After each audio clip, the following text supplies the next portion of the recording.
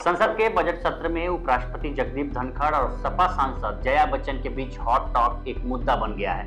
ये पहली बार नहीं है जब जया बच्चन और धनखड़ के बीच सदन में हॉट टॉक हुई हो, लेकिन इस बार की हॉट टॉक काफी सुर्खियां बटोर रही है, क्योंकि जया बच्चन पर जगदीप धनखड़ की टिप्पणी कि आप मूंगी अभिनेत्री और सेलिब्रिटी, इसके बाद से लोग ये जानने के इच्छुक हैं कि आखिर जया बच्चन बॉलीवुड से राजनीति में कैसे आ गई और एक क्षेत्रीय पार्टी समाजवादी पार्टी से कैसे जुड़ गई।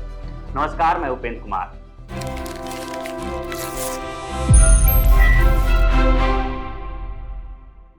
अगस्त 2003 मुलायम सिंह यादव उत्तर प्रदेश के तीसरी बार मुख्यमंत्री चुने गए। मायावती के इस्तीफे के बाद बीजेपी के बाहरी समर्थन से उन्होंने सरकार बनाई थी।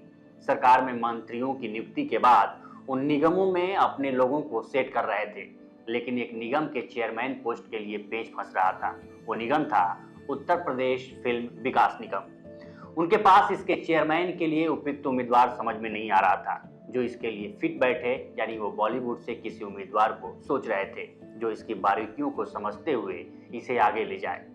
राजनीति में मुलायम सिंह के पास लोगों की कमी नहीं थी, लेकिन बॉलीवुड में उनका हाथ थोड़ा तंग था। इसके लिए उन्हें अपने सबसे अनन्य राजनीतिक मित्र अमर सिंह की याद आई।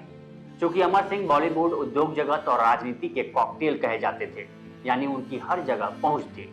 मुलायम सिंह ने उत्तर प्रदेश फिल्म विकास निगम चेयरमैन पोस्ट के लिए अमर सिंह से किसी अच्छे व्यक्ति का नाम सुझाने के लिए कहा। इस पर अमर सिंह ने जवाब दिया कि उन्हें कुछ वक्त चाहिए। हालांकि अमर सिंह को उसी वक्त एक नाम तुरंत दिमाग में आया था, लेकिन वो उसे अच्छी तरह तस्दीक करना चाहते थे। उस वक्त अमर सिंह के दिमाग में जो नाम आया था वो नाम था जया बच्चन। उन्होंने उस वक्त मुलायम सिंह से इस नाम का जिक्र तो नहीं किया, क्योंकि कुछ समय पहले ही जब उन्होंने जया बच्चन को राजनीति में लाने के लिए अमिताभ बच्चन से मुंबई में चर्चा की थी, तो उन्होंने इसके लिए मना कर दिया था।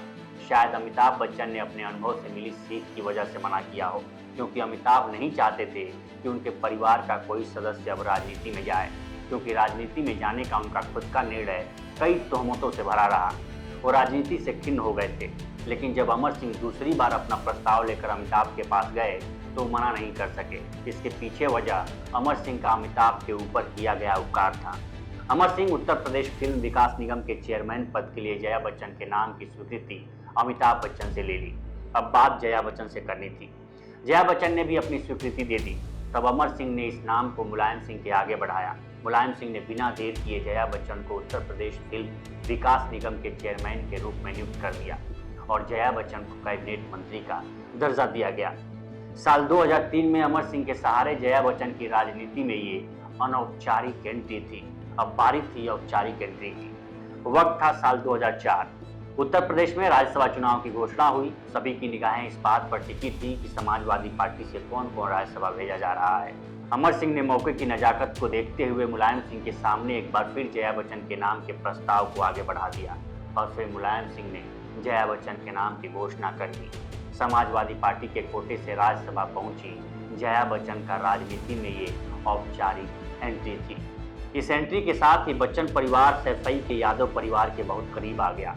जब 2006 में ऑफिस ऑफ प्रॉफिट मामले में जया बच्चन ने राज्यसभा से इस्तीफा दिया, तो मुलायम सिंह ने तब की कांग्रेस सरकार को जिम्मेदार ठहराया और फिर से जया बच्चन को राज्यसभा भेजा।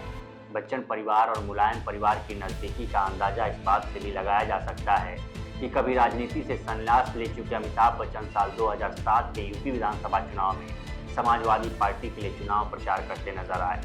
अपनी दमदार आवाज वाले ऐड "यूपी में बहुत दम है क्योंकि जुर्म यहाँ कम है" जैसे स्लोगन से भी पार्टी के प्रचार की आवाज बने रहे।